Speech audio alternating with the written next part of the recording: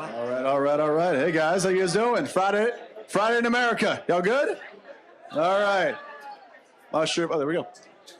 So I'm Ryan. I'm the CEO and founder of Influential. We're the largest company by revenue in the space. Been around for a decade, which is a millennia in influencer years.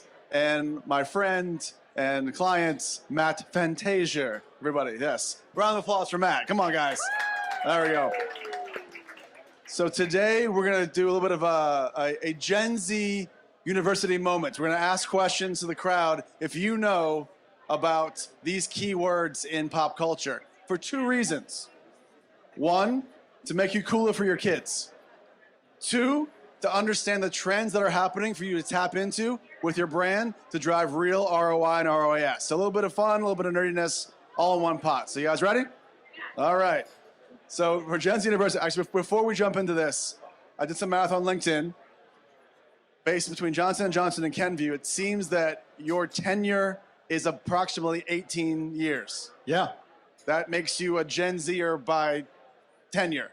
Yes, my tenure can vote, can buy cigarettes, all those things. We're Gen Z. So he's official. The whole Gen Z University is all about Matt. So we're going to play some games here. This is audience participation, guys. This requires you guys. So we'll start off with the first one.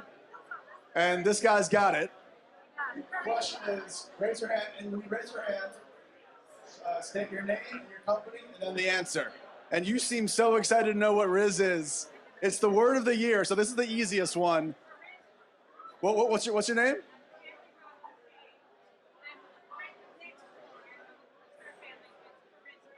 You're right. It is charisma. Round of applause. Thank you. Nice. We have a bunch of Fonzies here. You guys are super cool. I love this. All right. That's an old joke. So yeah, throwback.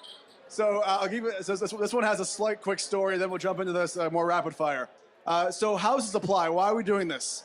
For last year, around this time, a little before that, when Riz became part of the zeitgeist, we have partnerships with a number of the major platforms: TikTok, Meta, you name it. There are trend APIs, and finding out what is the most popular videos and text and scenarios happening gives you guys value. So what we saw with our client Campbell's, you should think of Campbell's as being bleeding edge. We saw when this happened, when this popped off, I think last February, how do you add it into an influencer campaign, to a social campaign, to live at the speed of culture? If you do that properly, not only do you drive more video views, more engagements, they saw millions of dollars in actual offline sales. So Riz was put a little Salt Bay Riz on your activation for soup, and they saw multi-millions in sales. So there's a way for us to tap into culture, but also tap into your ROI. All right, another fun one. No cap. Who's got no cap? Oh, guy in the back. Yeah, you. Say your name and where you're from and what it is.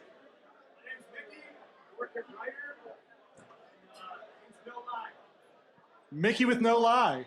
And the answer is no lie. No lie. Well done. Good job, Mickey. So I'm going to put some, I'm 40, I'm going to put some 40-year-old knowledge on this. When you think about no cap, think about it like nonfiction. Fiction, nonfiction. Cap is a lie. Fiction is a lie. No cap, nonfiction, no lie. Right? Now you guys remember what no cap is. That was cap, right? Yeah. Don't look. Too quick. You gotta say it right though. All right. You want me to do it? All right. I kind of want you to do it. So who here knows what the definition of who can say sheesh means? Who knows what sheesh? Anybody? Someone has to know it. All right, she got it.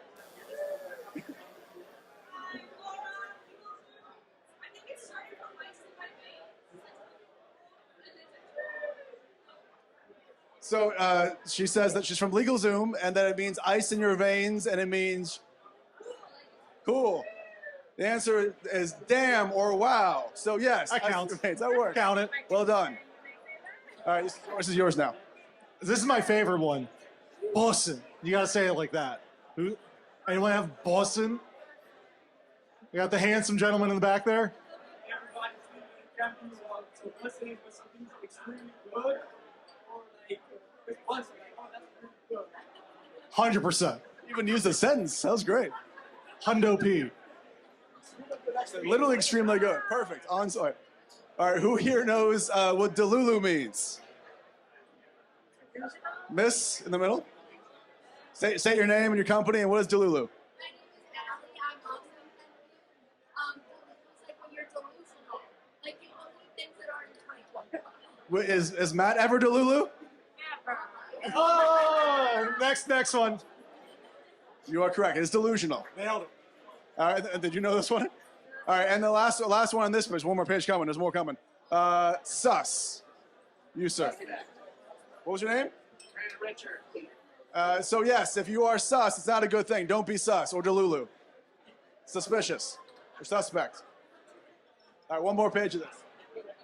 All right, I feel like this one has been in the zeitgeist for the last year or two.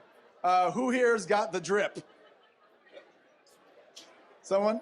No? I mean, Drip? You got it. Oh, the camera lady. style. Style, yes. Yes, you got the drip on right now. It is, oh, or don't. Wah, wah, wah. Sheesh. Well dressed or fashionable. Well done. All right, who here knows what bet is? I see it all the time in text form. Cool. Right. Correct. Yes, good job. Correct. It actually means not cool, but means yes, like accurate. Bet. Bet. Well done, sir. All right, you want to do the next one? I'm weak. Who's got that one? No one? Oh. We're all learning today. Come on. Steven. I think I'm weak is like, what's that something? I think it's like, oh, I'm weak. Hilarious. See? The most Gen Zer of them all. Is he on your team? Yes, he is. That's why. That's why you guys are killing it right now. I love it. All right, so this one could be either hits different, he different, or she different. Anyone? Anybody? Come on, someone. If you're really good at basketball, he different. Hits different. All right. It means when something is unique or better than usual. So from now on, if your ROI goes out of the roof, it hits different. You're perfect. All right, and then you want the last one? So I use this one a lot, which means it's not cool anymore. Slaps. I too am 40, so this one is out, clearly. Okay, slaps is when it hits really nicely. Like it just is really good. That'll work. That'll work. Use to describe how exceptional something is. Well done. Thank you. Well Give yourselves a done. round of applause. Thank you for playing Generation. We've all grown. All right, so let's talk a bit about Gen Z. So with your brand, I'm sure you guys are talking about it all the time. It's the next generation is going to be buying your product now and in the future. When we think about Gen Z, it's about how do you stay connected with your friends. And then one of the things I notice is that interactions from face to face in our generation, the older millennials-ish, is the same perceived on social. So if you're Gen Z, a message or a social post might as well be the equivalent of seeing that person in person in actual day-to-day life. And they all want to be part of unique communities. So finding those micro segments, not just being part of pop culture, but finding the thing that makes them really excited that's why everyone has their own talk, their own TikTok, their own Reels. It's where they actually engage with, and that's where they want to be served. Oh, I actually have a question for you. All right, so in the Gen Z lens of it all, social is the new Google. How do you guys think about tapping into that on the appropriate platforms? Yeah, that's a huge one we've had to wrestle with. And this has happened pretty fast, actually, where more searches are happening on TikTok. People are looking for inspiration on YouTube and the recommendations. People are looking for inspiration on Instagram. That's a real behavior. I mean, the research that came out about a year or two ago was there's more searches with Gen Z on TikTok than Google. So as we think about it, that means we have to think beyond just our traditional platforms. We have to be where the consumer is. And if we're trying to reach Gen Z and we don't have the right content, we don't have the right information for them, we're not working with the right partners, we're not there, they don't find us, and they find another brand. Because the reality is, if we're not there, they're gonna pick something else. There's too many choices. So it's something we've had to really figure out quickly in our organization, but it's really increased the value of content and how we show up. And 90% of Gen Z uses social media as a recommendation engine. So you're not going to get through them through linear TV, through any other methods. It has to be on social. So the Gen Z effect. So kind of maybe a recap. You have platform trends. The Get Ready With Me from Alex Earls of the world. I live in Miami, and she's become a massive star off of really kind of taking, not just inventing it, but really bringing to life the Get Ready With Me's. And a day in my life, so content happening as a authentic view with your audience. We talked about new vernacular. You guys are fantastic. You got most of them right. And how do you actually find ways to tap into culture? And then lastly, cultural trends.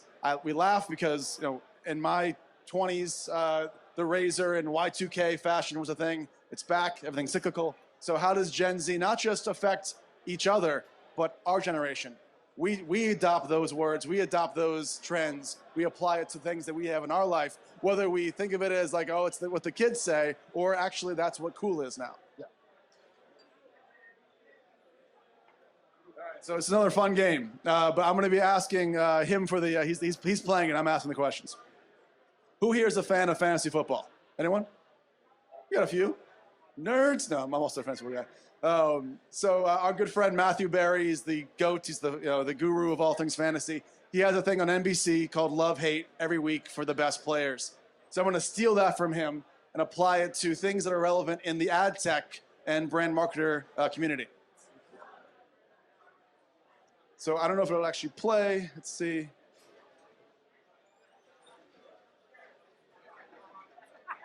If it doesn't, this is supposed to be about AI and text to voice. Use your imagination, the mind's eye. Yeah. So as this potentially loads, talk about in your industry, in your business, how do you think about the new Soras of the world, the open AIs? What do you think of it today in practice? Is it more just a hope and a dream for 2 years from now? Is it something you can apply this year, you think? Yeah, I think it's real. I trend towards love because I think it's an enabler to spark creativity, to create what's difficult to create. But it's not a replacement for reality, is what I would say. So I hate it as a replacement.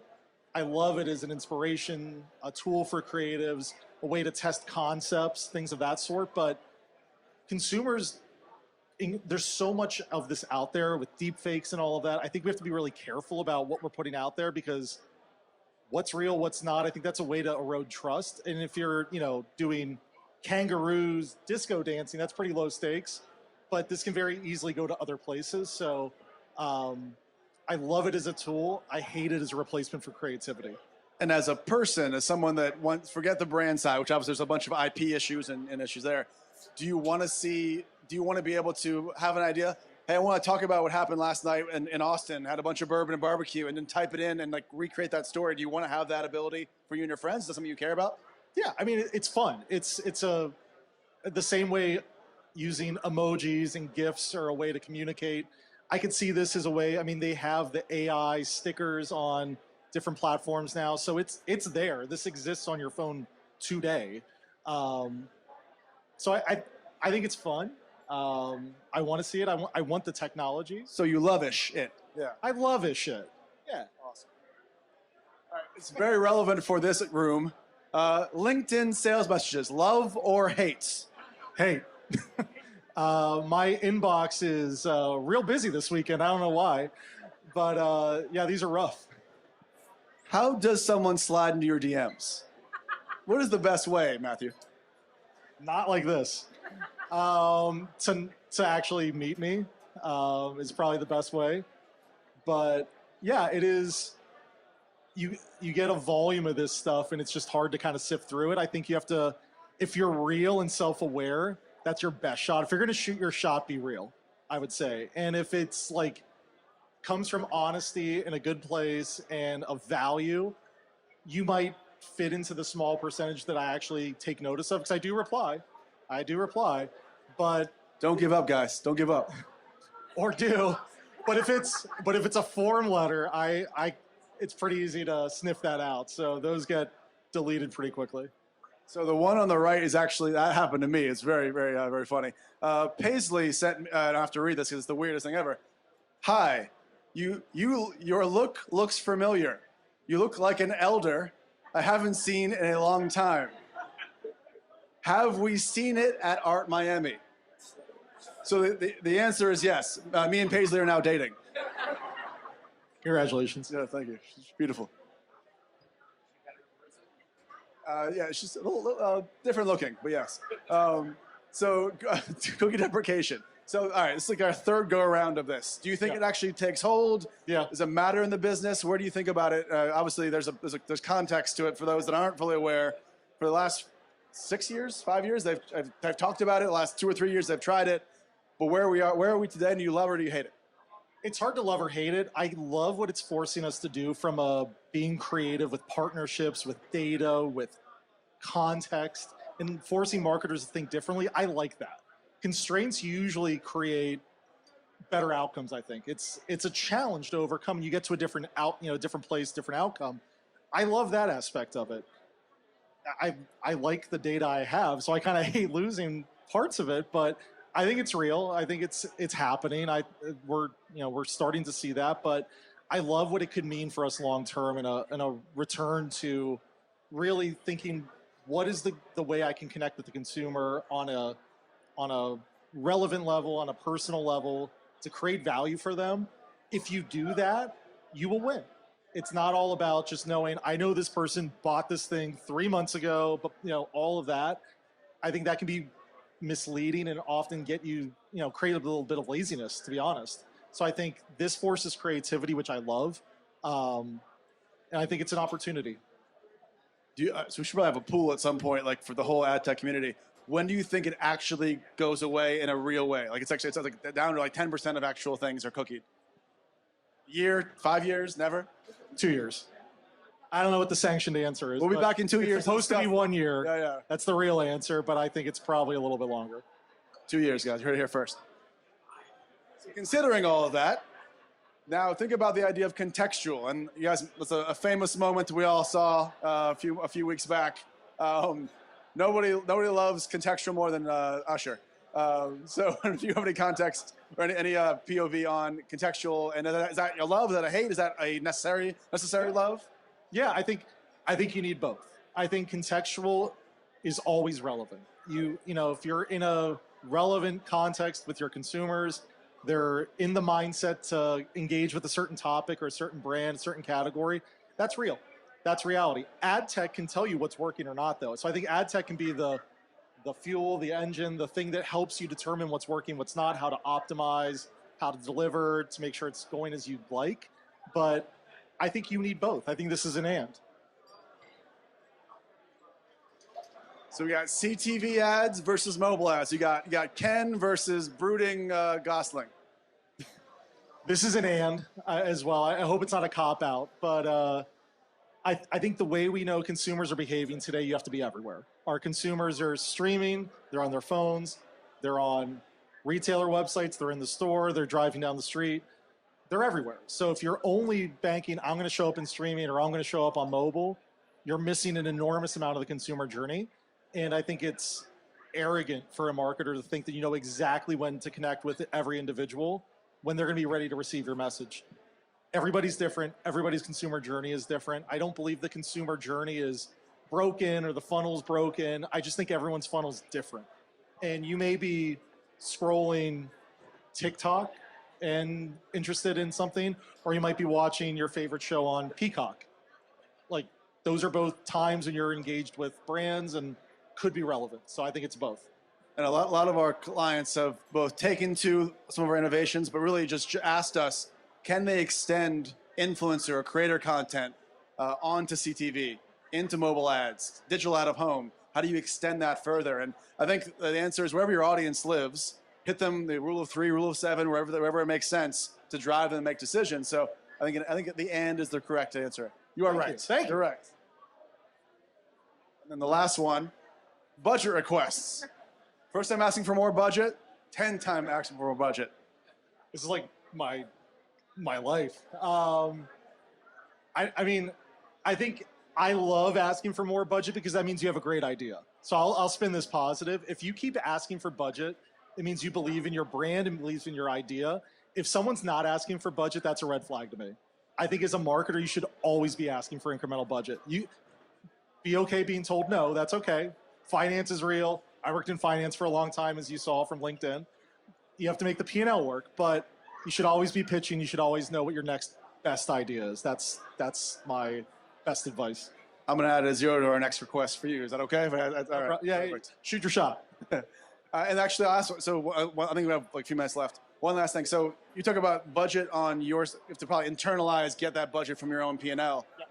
When similar to your LinkedIn DMs, what's the best way to ask you or your team for more budget? What's a way to go, all right, you've justified it by X. Like, is there anything you think of? Prove it.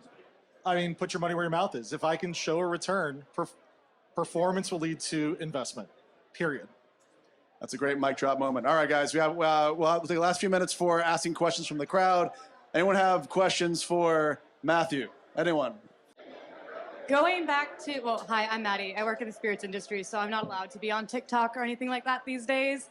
But when it comes to connecting with Gen Z through the exercise we did earlier with things like Riz or using their language, when does it become kind of like cringy and kind of like trying too hard versus feeling like you're actually naturally there? I think that's a great question. It's really easy to be cringy. That's real easy. I think that's where working with different creators, I think, can really be a bridge for that, working with people in that culture. And that I would extend it to any culture. So Gen Z is one, but it could be a multicultural audience. It could be multi-generational. It could be parents, you name it. Any community you're trying to connect with. So I think creators can be a bridge to authenticity. Also, as you work with them, and I'm like doing your job for you here, but talk to them, like actually have a relationship with your partners and find out what they think, get their feedback on your creative and your campaigns. If it's the person you're trying to target, you should have that. And I think by having diverse teams as well. So really making sure your teams are made up of diverse cultures, generations, all of that. That's the biggest benefit we have is making sure that you don't have a bunch of Matt clones on my team. That's a bad thing. As fun as that would be, we'd probably have you'd have a lot of like bourbon and Roadhouse jokes on the internet. Not really good for our brands. So really surrounding yourself by diverse opinions is super important as well. And to add on to that, timing is extremely important. Obviously, if we did a thing for Riz now, it's not bad, but it's not going to be good. It's the equivalent if we started doing campaigns and I pitched you like in the creative as like diss and whack. It's like that's 20 years ago. It has to be relevant in the moment. And these moments, if you can find them within a few, think of trends as actual moments in the first like 3 to 7 days. Think of it as signals over the course of like 1 to 3 weeks. And then think of forces. Forces are anything after like 3 or 4 weeks. So figure out something on a momentary or trending scenario as opposed to a force that is more generic and will happen in the zeitgeist over many, many months. One last question. Anyone have one last question to end us off with? You guys are not very quiz. Is it Friday? Is that the problem? Is everyone exhausted? Give me one more. Come on. Can you give me the definition of skibbity? The definition of skibbity? I'm not cool enough, sir. What is skibbity? Okay.